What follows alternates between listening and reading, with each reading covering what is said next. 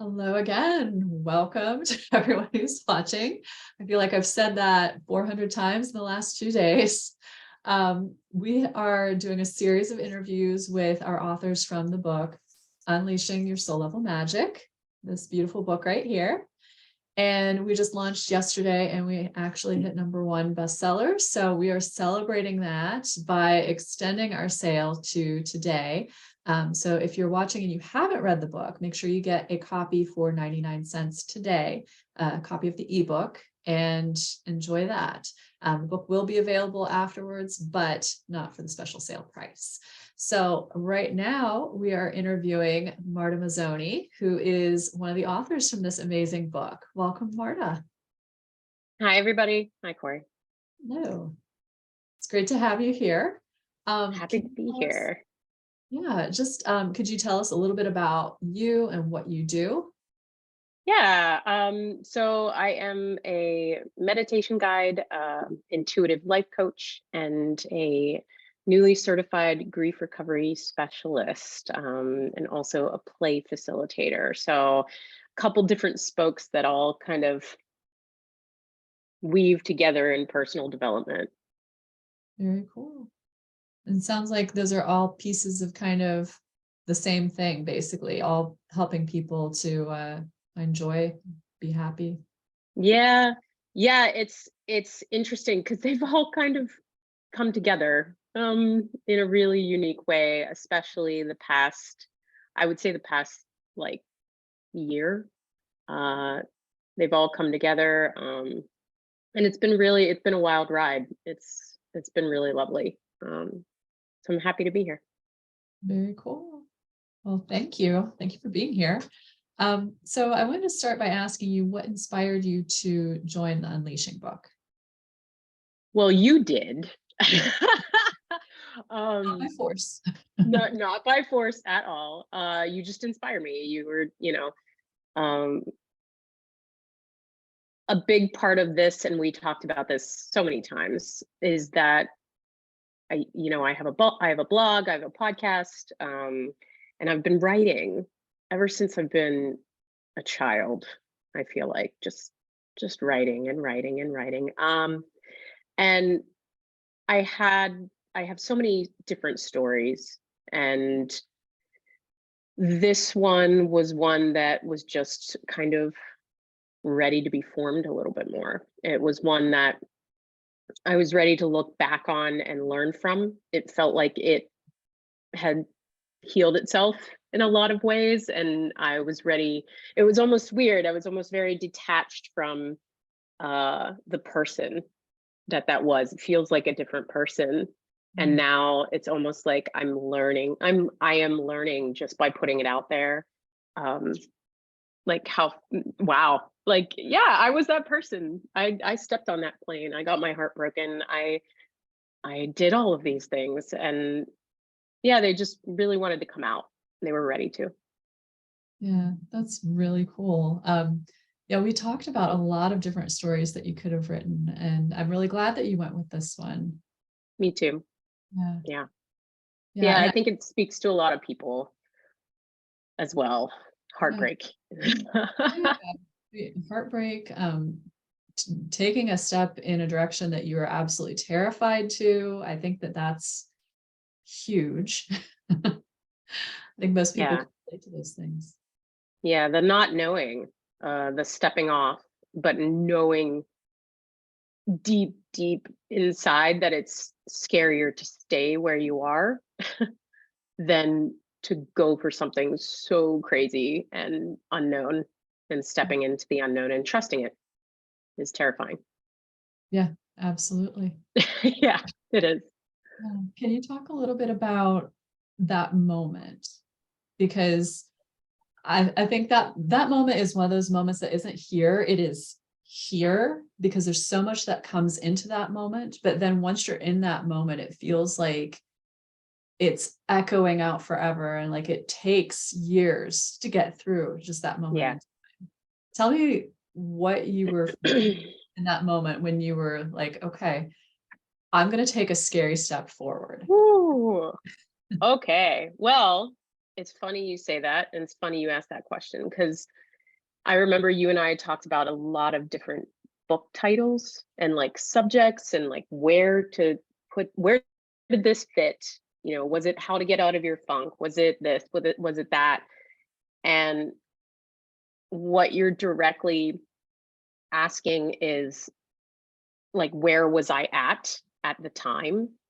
And it was right after a loss.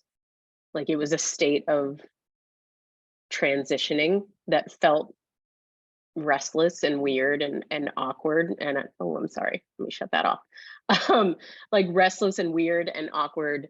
Um, and it's funny, it's, you know, when you're in that moment. So I had that moment, you know, 2 years ago with Neen, with my sister.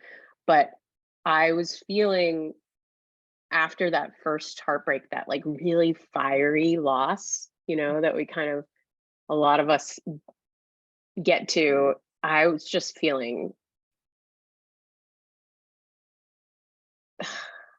I hate to use the word desperate, but it was a desperation for change. It was a deep, deep knowing that something had to change.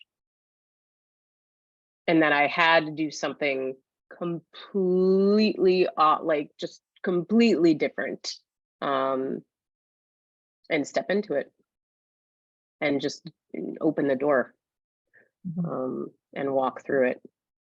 And it was scary, but the difference is like I didn't know the difference between like true terror fear and the scary fear that is your intuition, right?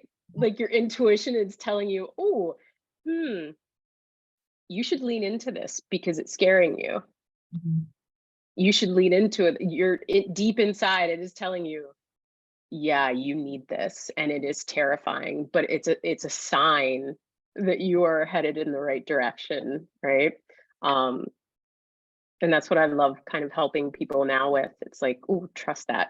Let's get back to that. What does that feel like? It's, it's a long process. It is. It's a journey. That is.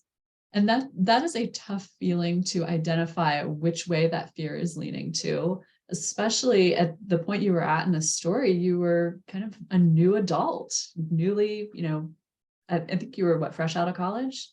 Yeah, I Yeah. was fresh out of college. Yes. Heart just like Yeah. I didn't know who I was. I'd never left Pittsburgh. I was gonna, I was about to work in the family business and terrified, still living at home in my parents' house. And that step that I took, that solo journey, I was terrified to take, even just terrified of planes, changed my life. It set me on a course that I never could have expected. And I see the pattern. I see, Yeah. then you can't see it when you're in it. You Right. just can't. You got to just trust that you're heading in the right direction. I have to wonder if there was any thought, because I know in the book she talks about, this interior battle she was having, like, I'm going to go, oh my God, what am I doing? And I have to wonder if some part of you thought, I'm just going to go and I'll get back. I'll just go back to doing things the way I was and I'll be perfectly safe. Yes. Yeah. A part of me, yes, thought that. Absolutely. And almost like used that as a comfort blanket, you know? Everything's gonna work out. You're gonna get home and you're gonna get back together, and you're not gonna have this feeling anymore. And you won't have to do anything about making changes in your life. But the beautiful part is trusting the process and like trusting your intuition and knowing that one thing's going to lead to the other thing, going to lead to the other thing. And there's just baby steps. And that just makes up, our whole lives. It's a crazy and beautiful thing. That is an amazing thing to discover at that point in your life too, that you can trust your intuition, because I know, so many of us, up till the point where we are, full-fledged, like official adults, we're told what to do the whole way through. Yeah. Hey, go here, do this. No, you're not allowed to do this. Oh, okay, well, I'll just stay here. And to have that sort of freedom and to actually go, you know what, I really can trust myself. That's so beautiful. It took a while, Court. It's I don't mean you got it on the took a plane. while. Like, Yeah, no, I know. It's it was travel was my way of finding myself again. Every volunteer project that I went, every solo trip that I went on, I had that same feeling. I was like, ooh, I don't know. Everybody's telling you you're nuts to go alone, traveling female solo. What the hell? And I was like, oh, that's a good sign. That's a good sign. I recognize it now. So yeah, that's your intuition. yeah. It's crazy. And since then, you have done so many big things like that. Like that, it completely opened up a whole new world for you. It did. Yeah, it did. It's yeah, honestly, it opened up.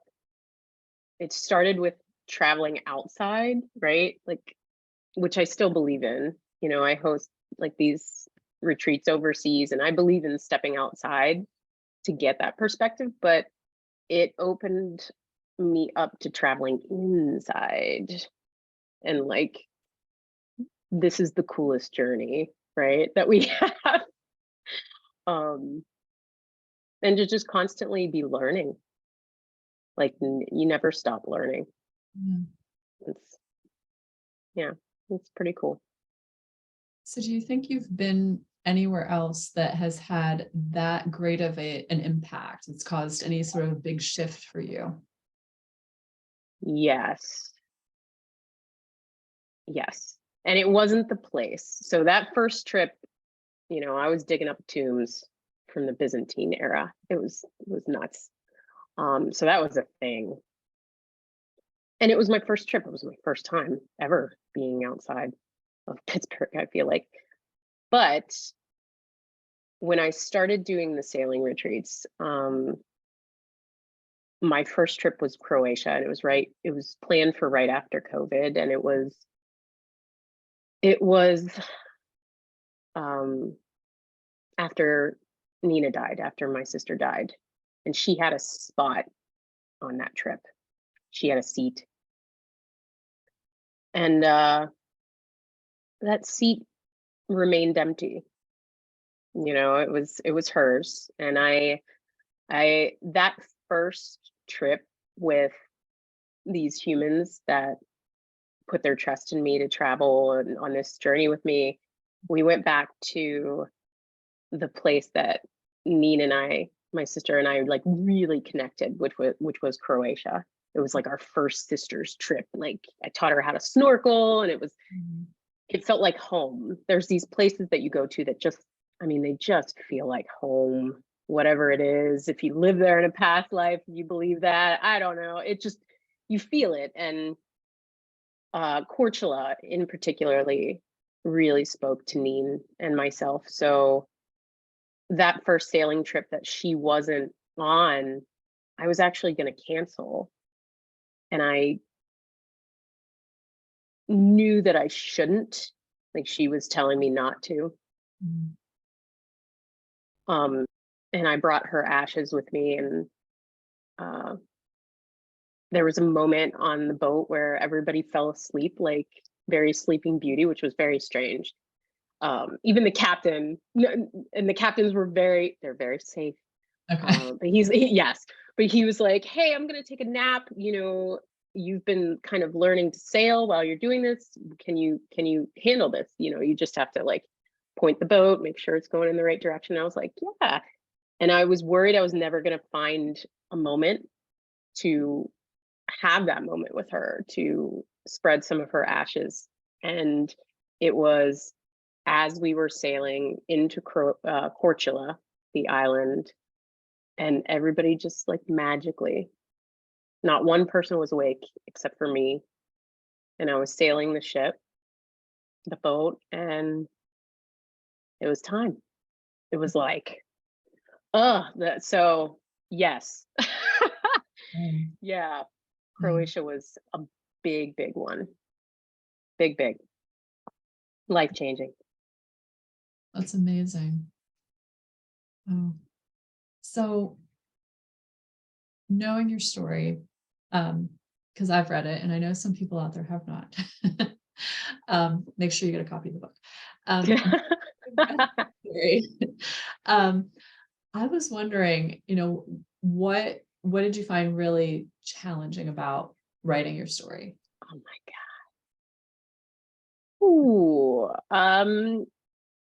I, mm, I am a meditation guide for people, and you teach what you need to learn. And my writing is very distracted. My writing is everywhere. I have like 7 journals. I'm sure a lot of people can relate. It's just like when I think of something, it's like, boom, I got to write it out. Organizing what I wanted to focus on and how I wanted to tell a story in a way that was authentic to me, which was translating what the hell was going on in my head at the time, was the hardest thing. And it became so simple um when I realized that my old writing became a source of inspiration. I remember I messaged you. Do you remember this? Where I Mhm. was like, "Oh my God, Corey, I found my old journal that I took to Italy in 2004, and I have all my like scrawling, terrible writing." And that came to me. That was the challenge, to write authentically and write the way that I was thinking and feeling, in my own way, in my own humorous kind of like way of working out things, and using those diary entries to show exactly how I was feeling at the time and what I was thinking and what I was going through. Yeah, those it was a challenge, but those really helped. Yeah. Yeah. I remember after you found that, and it was just like everything opened up. Yeah. Yeah, it made sense. It was like, oh yes, Marta, past Marta. Good job. Good job for writing this down. Yeah. Yeah. That was really lucky that you did that. Yeah, and I've done like, I keep journals every time I travel or go somewhere. It's just, finding them and sorting through them now. But I do have a dedicated travel journal, so that was very easy to find. You can only minimalistic traveling, you can only bring one journal. So that made it very easy to find everything in one place. That's very good. Yeah. Funny side note. We just went on vacation and my 8-year-old was on us for weeks about how we have to go ahead and pack. We have to pack. We have to be organized. We have to this. She brought her book bag out. She's like, I already packed my book bag. Like that was gonna, make the rest of us, speed it up and catch up to her level. And I said, well, what'd you put in your book bag? And she said, my camera and my travel journal. Girl, that is a girl after my own heart. You don't need clothes. You can Yeah. buy clothes. There was a stuffed puppy in there too. There was a what? One of her little stuffed puppies or stuffed animals. Yeah. Important. Yeah. And a travel journal. Talismans. Yeah, a buddy. It's her buddy. Very cool. Well, you guys would get along great. Yeah. Um, so I wanted to talk a little bit about some of the new things that you're doing. So, you have this whole journey and all these transformations. And now one of the things that you're doing, you mentioned earlier about the grief coaching. So can you talk just a little bit about that? And I think you had a special for everybody too. Oh yeah, I do.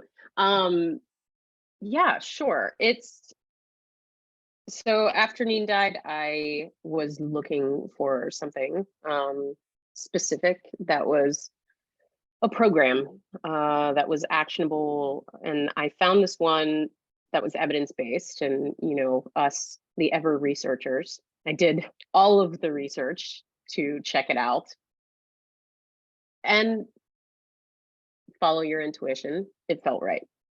It felt exactly what I was looking for at the exact time that I needed it.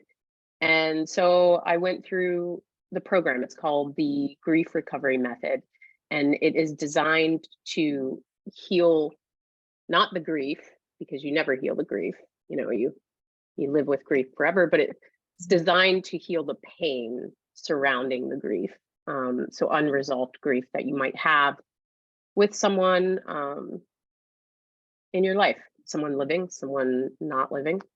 And it really helped. It was an unbelievable release for me.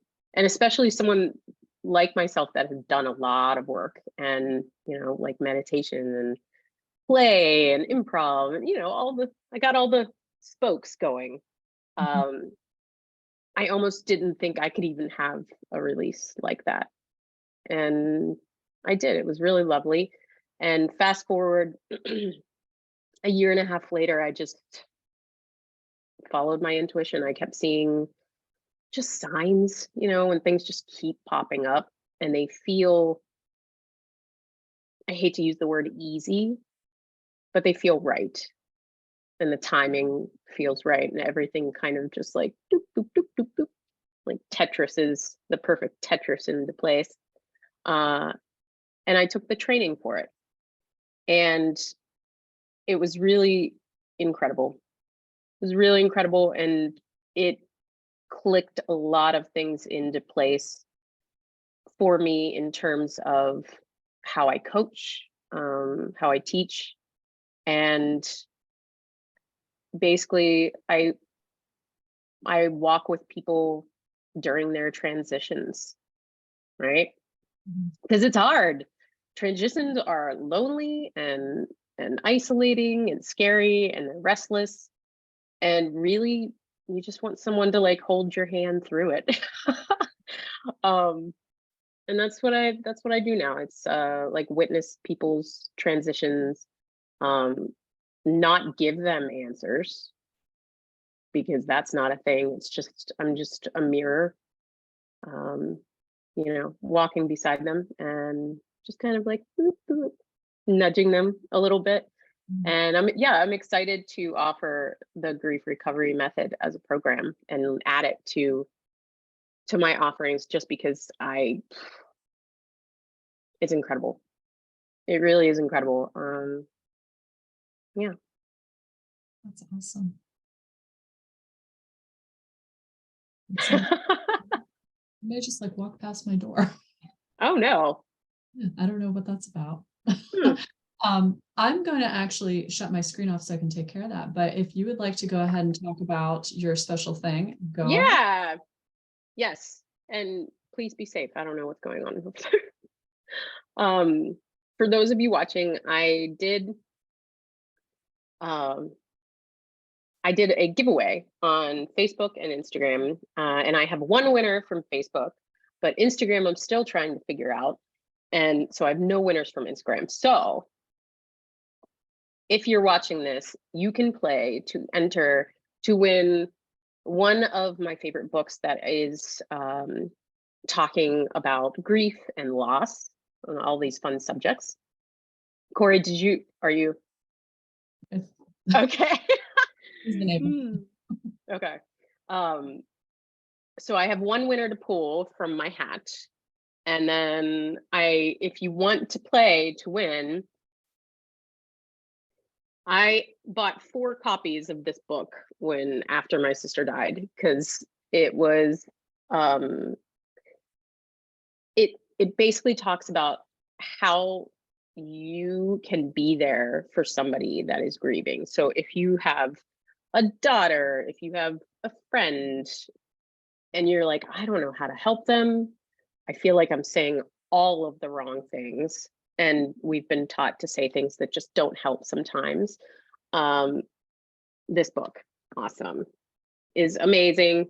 There is no good card for this, and it's like really fun and cute and just like such an education, but in a fun way of how you can be a better friend to someone, or a better sister, daughter, wife, whatever, pet parent.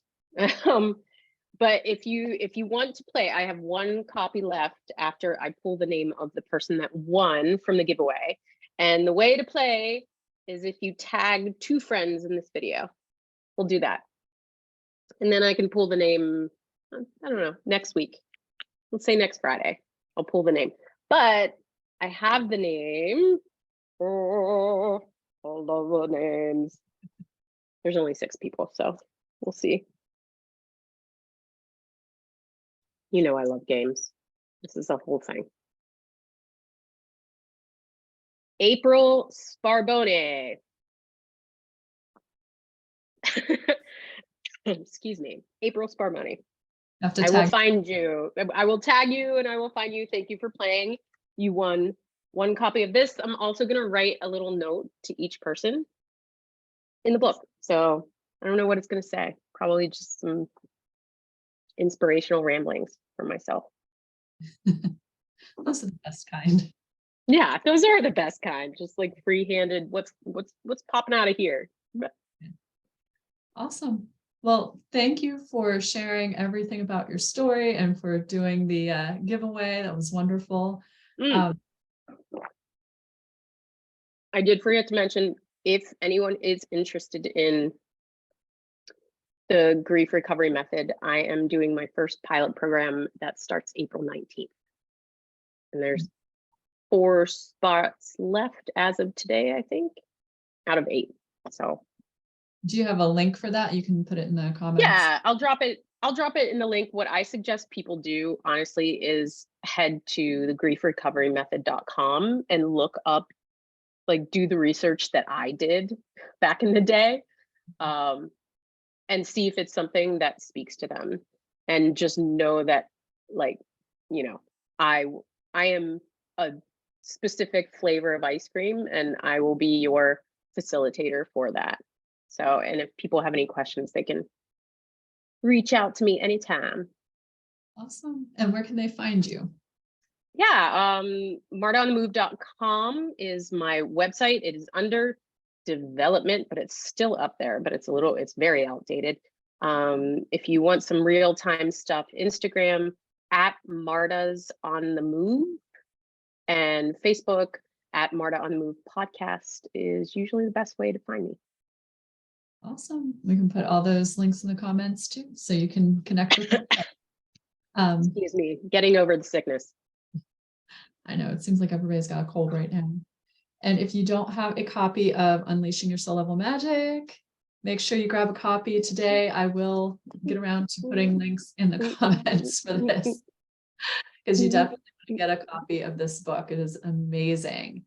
Thank you again, Marta, for joining us. Thanks to everybody for watching, and grab a copy of the book and enjoy the rest of your day. Thanks, Corey. So excited to be a part of this.